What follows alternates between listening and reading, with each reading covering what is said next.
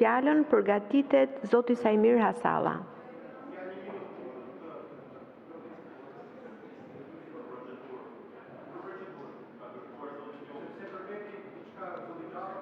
Po nuk ju ka përmendur zoti Gjoni, unë ja kam dhënë fjalën zonjës Topalli më pas.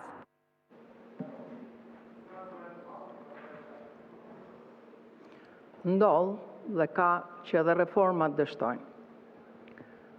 Kur reformat dështojnë në drejtësi, sigurisht që kjo është shumë e rrezikshme se dështimi çdo reforme tjetër. Por kur pushteti refuzon dështimin e reformës, atëherë ne kemi një përballje me një alarm të madh mjaft që quhet shtet.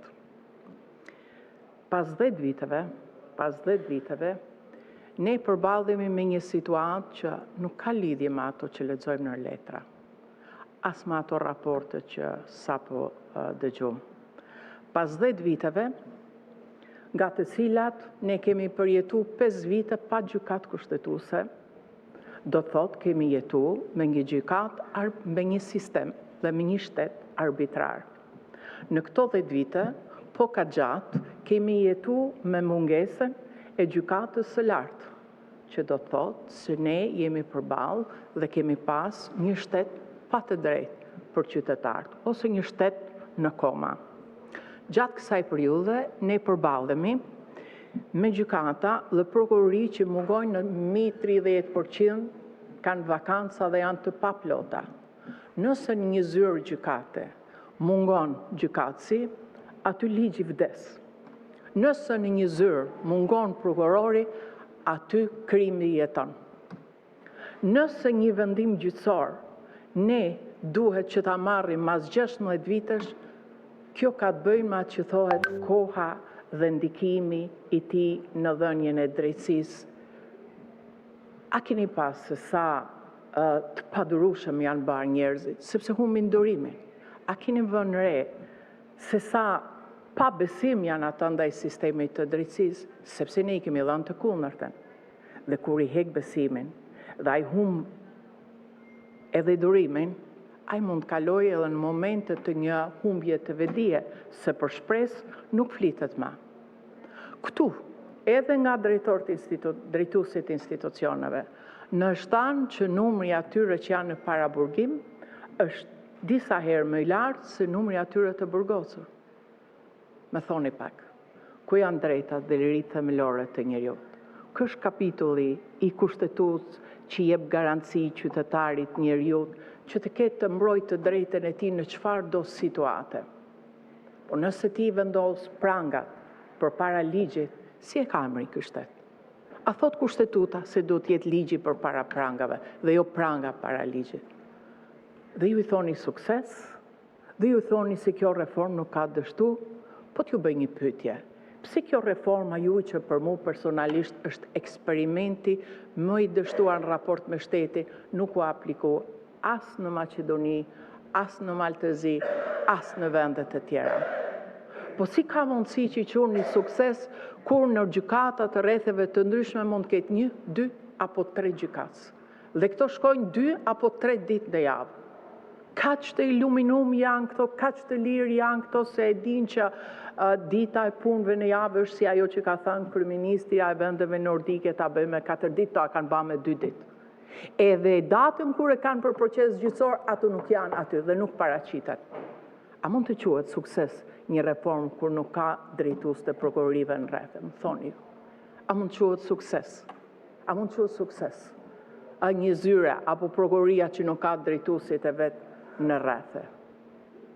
A na falet ne që kanë kalu kaq pak javë dhe ne nuk flasim për skandalin dhe për dramën më të madhe që ka ndodhur në sistemin e drejtësisë, kur një gjykatës vritet duke dhënë vendimin në sallën e gjyqësorit.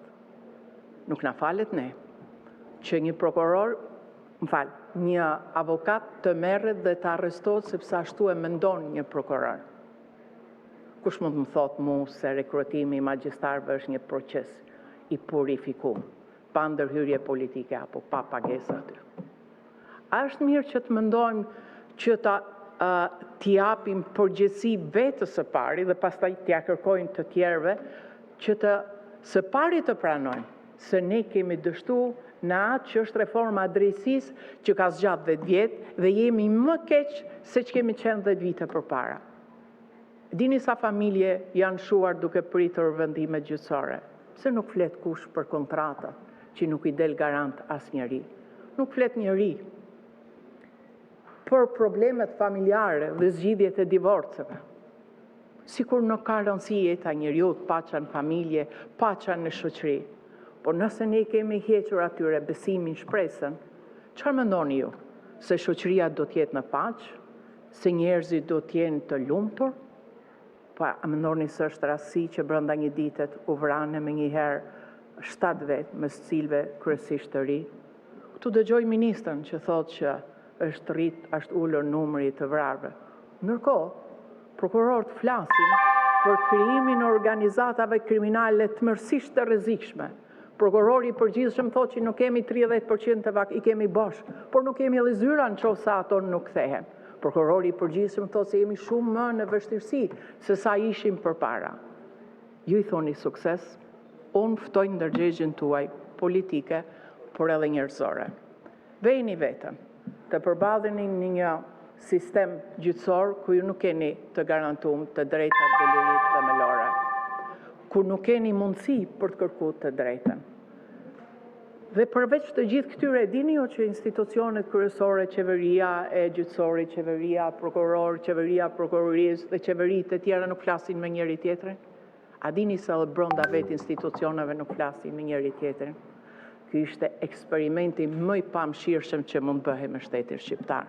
Po kjo kërkon që të paktën 1 të kërkosh të falun, 2 me shpejtësinë më të madhe të rekuperosh kohën sa të jetë mundur për të ndërtuar një sistem që kërkon dhe të jep besim.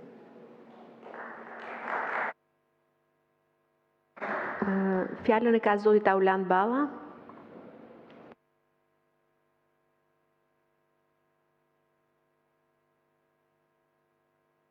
Po, më falë, zoti Gjoni për procedurë. Po, faleminderit zonja drejtuese e seancës. Të them të drejtën, unë kam dëgjuar me vëmendje zotin Gjafa dhe zotin Manja, të cilët të dy kanë qenë ministrat drejtësie dhe normalisht edhe pjesëmarrës në lidhje me formulimin e ligjeve dhe sidomos të reformës në drejtësi. Po të shohësh zotin Gjafa dhe zotin Manja, të dy bin dakord sepse e përshëndrojnë vëmendjen të puna e tyre dhe normale është se a kemi bërë mirë me këtë strukturën që kemi ndërtuar. Ndërsa përsa i përket aspekteve të tjera, po të shohësh kritikat më të mëdha vinë edhe nga zoti Manja, edhe nga zoti Gjafa në lidhje me sistemin. Pika e parë. Pika e dytë, për cilën ato flitet, dhe po të referosh bazës për cilën është nisur reforma, rezulton që asnjë nga elementet ligjor nuk kanë qenë problem të reformës. Po t'i shohim. Kanë qenë element të reformës ata të cilën u përmendën, korrupsioni, mungesa e pavarësisë, të zgjatja e vendimeve, aksesi, dhe a janë arritur këto probleme në momentin e sotëm? Unë them që jo. Dhe me të drejtë edhe zoti Gjafa, edhe zoti Manja e pranojnë. Tani, realiteti është komplet ndryshe. Kur mas 8 vjetëve, 10 vjetëve, 100% të kryetarëve të gjykatave nuk janë emëruar, më thoni mu, ku është suksesi e reformës?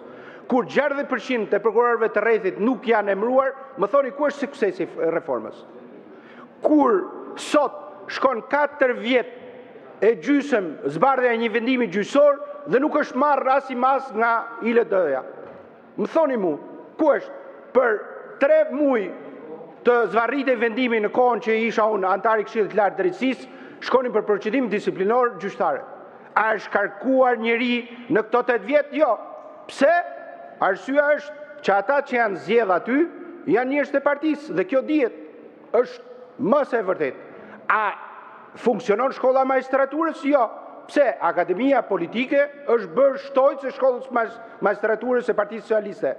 Dhe ju e dini shumë mirë, futen sot shkollën e magjistraturës dhe nuk ngel asnjëri më, e kuptoni? Dhe ata kërkojnë që t'japin drejtësi. Sa prokurori ban ankim në kundërshtim me ligjin ndaj vendimit gjykatës apelit. E tha prokurori i përgjithshëm. Këto janë thagma në drejtësi. Nuk ka ndodhur kurrë zonja kryetare. Zoti Gjoni, ju lutem, Faleminderit. se unë ndjehem keq kur Jo. ç'a ishte kjo procedurë Po procedurë, po sepse përmeni Sorosin. Zoti Gjoni, përmeni edhe natë, tani me konsensusin... Nuk më duk që ju ka përmendur zoti Xhafaj, megjithatë ju lutem. Tha në lidhje me sondazhet. Në lidhje me sondazhet. Ju lutem zoti Gjoni. Edhe një herë, kur nuk ju përmendet emri, nuk e kam problem, po ju e mbajtët fjalën tuaj, kaluat 3 minuta nga koha, tash ju lutem, në qoftë se ne do ndjekim një standard për gjithë, jemi korrekt kur e kërkojmë fjalën për procedurë. Fjalën e ka zoti Balla dhe të përgatitet zonja Erisa Xhixho 10 minuta. Po ta kishe kërku për replik, dhe kishe më thjesht, do thoje më kanë deformuar thelbin e fjalës, edhe kishe vetëm një gjë misisht. Gjykatësin këtu e bën vetëm populli dhe ai na gjykon një herë në 4 vjet mbi ato që themi, mbi ato që bëjmë. Ndërhyva në këtë fjalë time në këtë moment, të them drejtën, i shqetësuar, jo si politikan, por mbi gjitha si një qytetar i një vendi i cili po bëhet gati të hyjë në Bashkimin Evropian dhe që shikon se në këtë sallë apo pjesë të klasës sonë politike ka dhe prej atyre që e shohin reformën drejtësi një dështim ta kolegja parafolës në të gjitha aspektet e veta. Po vim sot në këtë diskutim, këtu pas 2 ditësh punë në Komitetin Parlamentar të Stabilizimit dhe Asociimit, i cili është instrumenti uralidhse mes Kuvendit të Shqipërisë dhe Parlamentit Evropian. Kemi patur një deklaratë përbashkët mes 2 bashkëkryetarëve, ku thelbi është se Bashkimi Evropian vlerëson si tejet pozitive, shumë të suksesshme, reformën drejtësi në Shqipëri në tërësinë e vet. Dëgjova se u tha se reforma drejtësi në Shqipëri, për shkak se ka dështuar, nuk u është rekomanduar vendet tjera, nuk është e vërtetë, zonja Topalli. Përkundrazi, ju lutem informohuni. Reforma në drejtësi në Shqipëri është rekomanduar, vazhdon të rekomandohet, vendi i fundit i cili ka sjell ekspertët e vet këtu, pas Kosovës, që ishte përpara, sot që flasim, edhe në këtë moment që flasim, ke përfaqësues të Moldavisë në Shqipëri, të cilëve Komisioni Evropian u ka kërkuar që në fazat caktuara të procesit të reformës ku ata janë përfshirë, vetingu në njërin krah, prokuria e posaçme, kam pasur mundësinë vizitë zyrtare në atë vend të takoj drejtuesin e prokurisë posaçme atje, i cili më tha që ne lindëm ta si shembull i rezultateve konkrete të prokurisë posaçme në Shqipëri. Dhe pa dashur të hyj as pak në atë që tha kolegu im Xhafaj, po besoj që shifrat u ahodhën poshtë gjithë atë që munduat toni 3 ditë më parë për rezultatet. Dhe unë nuk e di për çfarë arsye gjeni, ku e gjeni edhe frymëzimin që toni që Prokuria e Krimeve të Rënda në 15 vjet kishte më shumë rezultate se Prokuria e Posaçme në bën 6 vjet tani në nëntor. Dhe shifrat janë kokëforta, flasim për numër më të lartë procedimesh dhe rezultate më konkrete. E prandaj, kolegë të nderuar të Partisë Demokratike në mënyrë të veçantë, sepse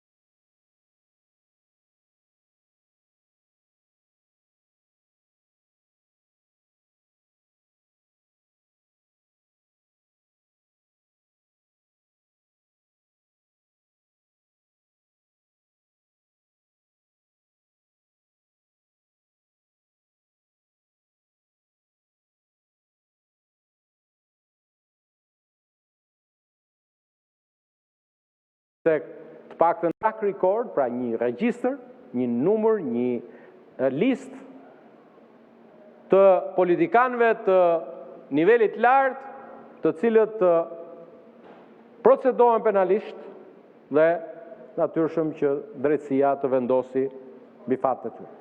Kjo ka qenë e vërtet. Kur ishit ju në qeverisin e vendit, kur ishit ju në përgjegjësinë e madhe për qeverisur vendin, që ti të shkoje, që ti të kishe ministra, deputet, ish kryeministra, ish president, që sot jenë para drejtësisë. Kjo as nuk e imagjinoj. Madje as nuk pranonin që të shkonin para prokurorit kur prokurori thirrte. Sa kanë kaluar nga koha kur në 2011-ën kryeministri urdhëroi